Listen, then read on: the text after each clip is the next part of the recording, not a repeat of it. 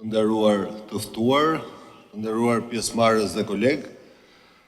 Është edhe për mua një kënaqësi e veçantë t'ju uroj mirëseardhje në takimin e 19 të kërkimeve ekonomike për Europën Juglindore, një forum i cili prej vitesh shërben si një hapësirë diskutimi e rëndësishme për shkëmbimin e dijeve dhe përvojave, si dhe për nxitjen e bashkëpunimeve midis ekspertëve dhe profesionistëve të bankave qendrore të rajonit, por dhe më gjerë.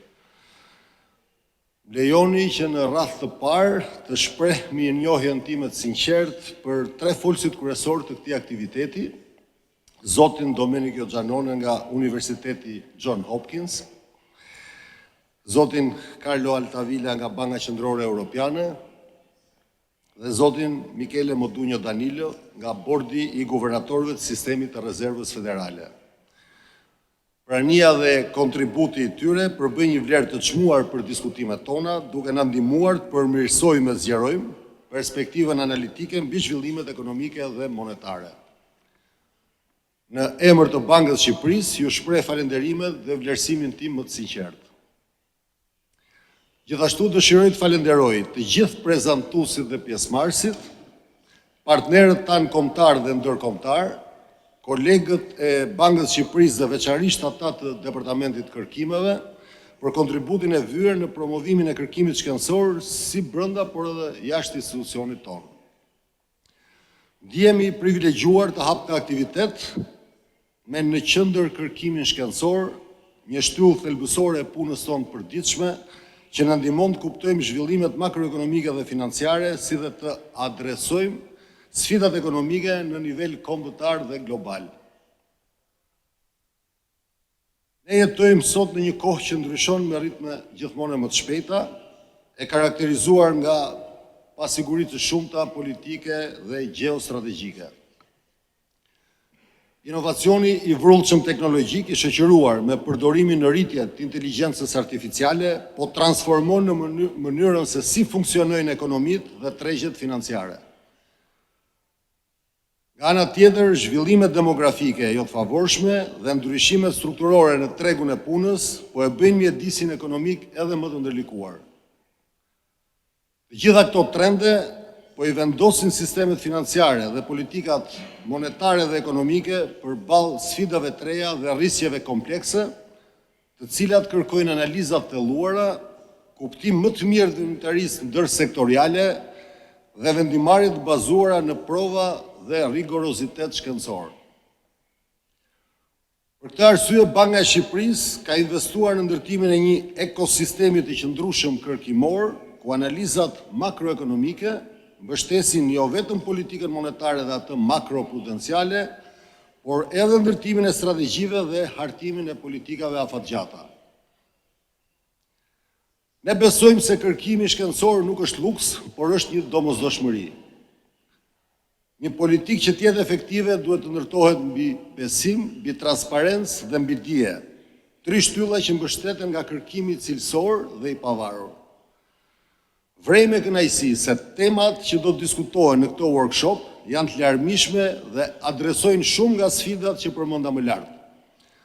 Duke filluar nga rreziqet globale dhe borxhi publik, tek dinamika e inflacionit dhe ajo e kursit të këmbimit, tregu i punës dhe i banesave, ndryshimet strukturore në ekonomi, moneda digjitale, si dhe efektet e ndryshimeve klimatike dhe financat e gjelbra.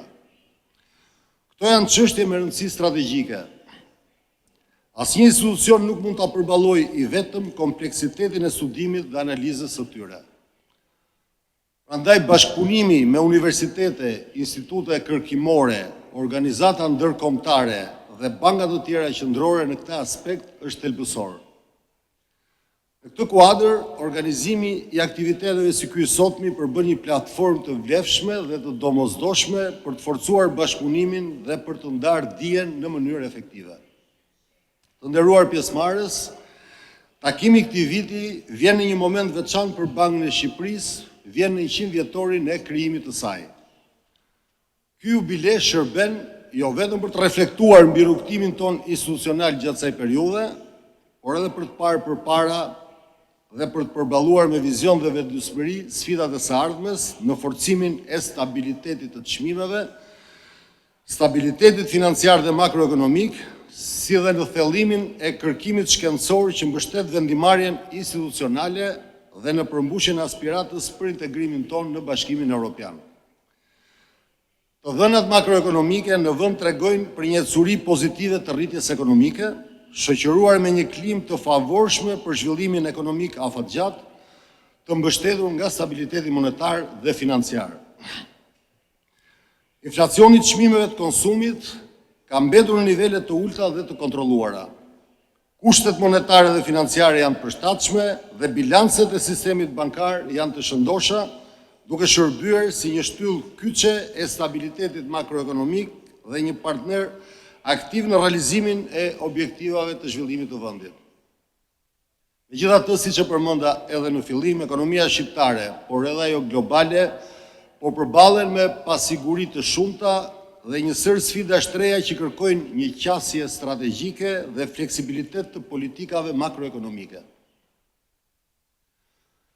Pasigurit globale, si pasojë e tensioneve gjeopolitike, ndryshimet në zinxhirët e furnizimit dhe luhatjet e çmimeve ndërkombëtare të energjisë dhe ushqimeve vazhdojnë të ndikojnë pritshmëritë e agjendave ekonomike dhe kushtet tregtare të vendit.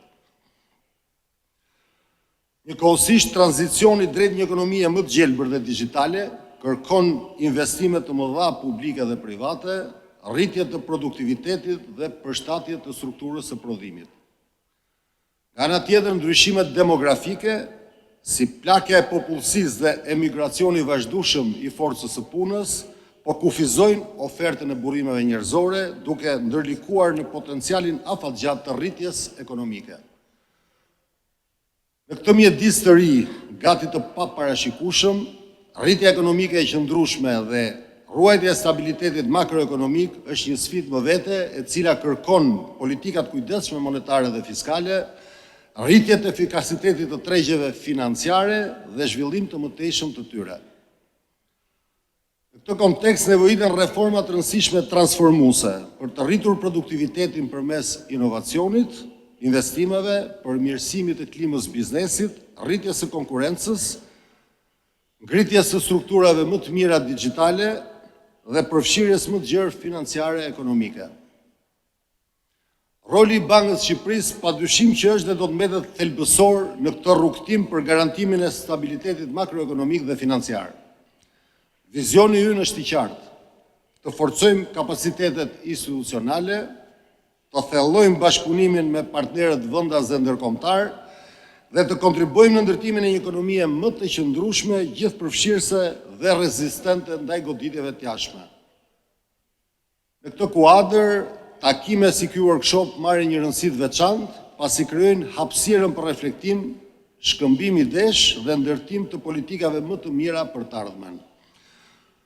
Ju falenderoj shumë për vëmendjen dhe ju uroj një workshop të frytshëm, me diskutime të pasura dhe ide të vlefshme që do të kontribuojnë në përmirësimin e politikave makroekonomike për një rritje ekonomike afatgjatë dhe të qëndrueshme, përballë një të ardhme teje sfiduese që ne do të kemi përpara. Ju falenderoj dhe shumë suksese në workshopin.